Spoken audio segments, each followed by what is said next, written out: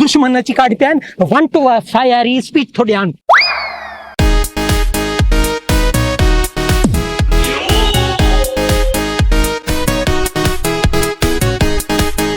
पानी छो ना तो अचे ओले हलाम खोल ओले हल चोर भजियो हिते वेई रहो थकी पिया भला साकी साकी पानी पी वटा उन लगा ला डाडी पानी पो पींदा से हलो ने आ चलू पकड़ पकड़ पकड़ पकड़ रमो रमो मां के जड़ा मां के जा अरे नी भागा तू मुचा फिले मा जाते जाते डचो करे पिनो तोलो होयो चोर पकड़नारो होयो सही पटे वडा नट मा बोड़ी इतरो सजो वजन मां थाने ते पकड़ जी पौंदो इत जलजलो अचियो छा जमीन हिले थी ना जलजलो ना ते जमीन लोडे थी तो जो त्या मथो फिरे तो तड़ी करे तू होश मु निकरिया हां हिते मुके लगे तो के बाद जो सारा हलण खपे तू हलता आने हलू वडो वजनी हुया लगे तो त हराम जी खाइंदा तडी करे एतरो वजन थियो तन मां भी तो मोगा हराम जी खाइंदो उन्हन ते के ओडो ड्या चोंदा त थके खे डाड़ी बार हुंदिया हे भी मांजे लाए वजनी आ हे भी ते लाए सटा इनजो कम ना है निकिर मोगा निकिर ता पेर हराम खोर तोड़े का भी गायब थियो तू ये कर ही वंज मां ही तो वना समझी वे ना हां समझी ठीक है ओ भाऊ हे मांजो बैग रख 10 मिनटन जलाए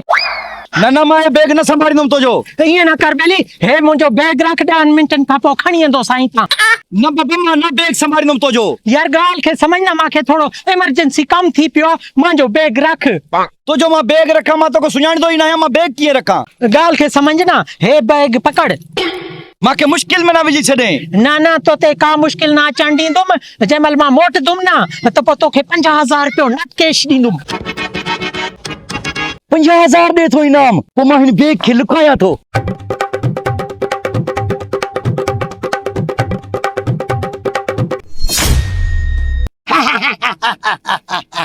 केरो तवा असी इंसान आयो हमारा असांजी फैक्ट्री में काम कंदो हुयो हितु किरास थियो डिटो सी गंजो हुयो ना यार मां त ना डिठो वो असांजो 50 करोड़ रुपयो खणी भजी वियो 50 करोड़ हां 50 करोड़ खणी भडी वियो हराम खोर में किचकाई बचदी पिया तू न पकड़ना छरेस किचकाई मचाई ता